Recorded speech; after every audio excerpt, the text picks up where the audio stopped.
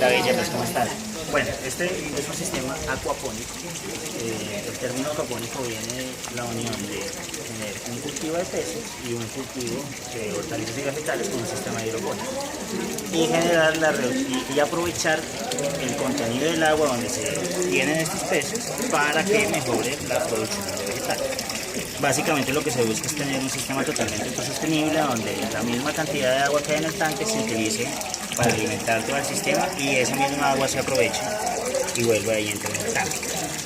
Esto obviamente es un sistema pequeño de producción en donde tenemos 16 plantas de diferentes vegetales. Bueno, aquí tenemos un ejemplo: perejil, lechuga y espinaca, pero podemos llegar a producir hasta melón, tomate cherry y diferentes hortalizas y vegetales. Y en este tanque podemos tener una producción de hasta unos 35-40 tilapias que pueden llegar a engordar en un tiempo máximo de 2 meses.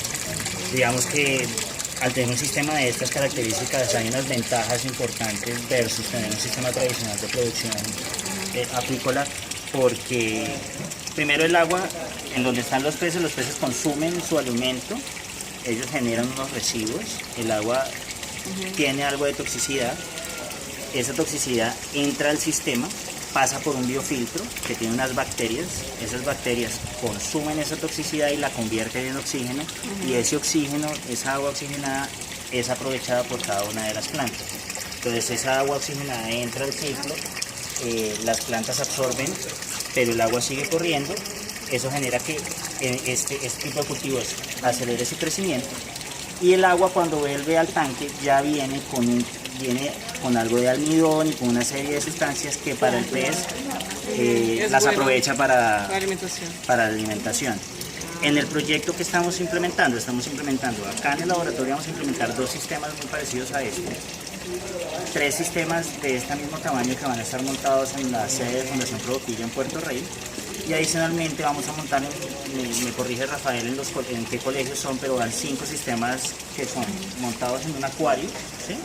Y encima del acuario van 2 ductos, 2 o 3 ducterías de estas con 4 o 5 plantas en cada ducto para un sistema casero educativo, ¿sí? Otra de las cosas que vamos a lograr en este proyecto y que vamos a entrar en un proceso de investigación es, básicamente nos hemos dado cuenta que en un proyecto de estos hay un alto costo en el consumo de concentrado para el pez, o sea, para alimentar el pez. Eso se puede volver un obstáculo. Dentro de las investigaciones y averiguaciones que hemos hecho, hemos descubierto que usando alga de espirulina mezclada con una planta que se produce, que se llama moringa, no sé si han tenido ustedes la oportunidad de escuchar, esta es una planta que crece en ambientes muy agrestes, o sea, casi en el desierto, y tiene sí, tiene alto contenido proteico. Esta planta la descubrieron Médicos Sin Fronteras en la India, y eso crece en arena. Esto como que lo hacen para... Sirve bueno para muchas cosas, pero lo importante de esta planta es que tiene un 25% de contenido proteico, sumado a un 70-80% que tiene el contenido proteico de la espirulina. Podemos llegar a hacer una producción que, haciéndole un procesamiento de secado y triturado, podemos generar unos pellets que se les puede entregar a los peces.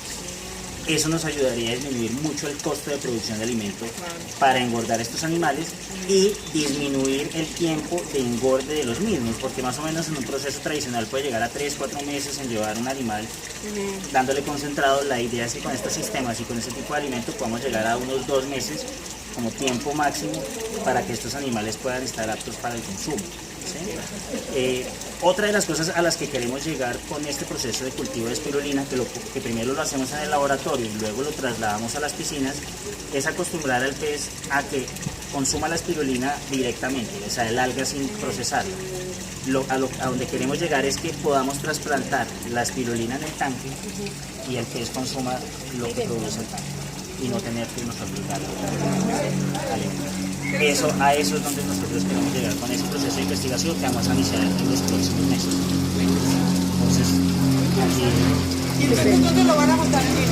Vamos a tener 2 sistemas acá. ¿Qué tan grandes son? Crece en ancho un poco. O sea, haz de cuenta que va a tener 2 ductos más, va a tener el mismo tanque. Y va a tener 2 elementos acá atrás. Ese, digamos, es lo que cambia. Van a tener 2 sistemas sumados a esto. y en Puerto Rey los mismos estarán allí. Y en los colegios estarán los sistemas en los microcultivos con 3-4 ductos como sistemas educativos. Y bueno, hay digamos que iniciativas en donde buscamos aprovechar, o sea, si se puede llegar a eso, aprovechar por ejemplo tanques de esos tamaños y poder colocar el equivalente de esos tanques en producción de vegetales. O sea, digamos que son propuestas en las que podemos llegar, en espacios muy reducidos podemos generar una gran producción intensiva tanto de peces como de hortalizas y vegetales, que no sirve solo para el consumo propio, sino también para comercializar o atender una demanda del que haya en el mercado de la zona. Tierra, ¿no? Sin necesidad de tierra, sin necesidad de agua, sin necesidad de lluvia, los 365 días del año. Bueno. O sea que en un año se estarían sacando unas 6 producciones de peces aproximadamente. Esa es la idea. Son para autoconsumo básicamente por el tamaño. En tamaño de estos sistemas sí, pero por ejemplo tenemos la experiencia de tener sistemas que nos pueden llegar que los podemos instalar en 1000 metros cuadrados con piscinas, o sea, unos sistemas ya comerciales en donde no irían ductos, sino hagan de cuenta que van las mismas piscinas, pero sobre la piscina va una capa en icopor perforada y ahí se ponen, digamos que las plantulas con raíz flotante. Entonces yo en 1000 metros cuadrados puedo tener una muy grande producción de diferentes hortalizas sumado a... Y los peces cuando uno los consume tienen o sea, no hay una diferencia si lo cazas en sabor, salvajemente no, digamos que lo bueno es que porque no va a traer tampoco antibióticos no, y tú al sistema no le vas a agregar ningún tipo de químico ni nada porque tú estás aprovechando lo que naturalmente se produce allí para aportarle nutrientes tanto a las hortalizas y vegetales, y lo que suelta eso aportarle elementos positivos al pez. Aquí lo que vamos a lograr es generar una producción intensiva en un espacio muy reducido.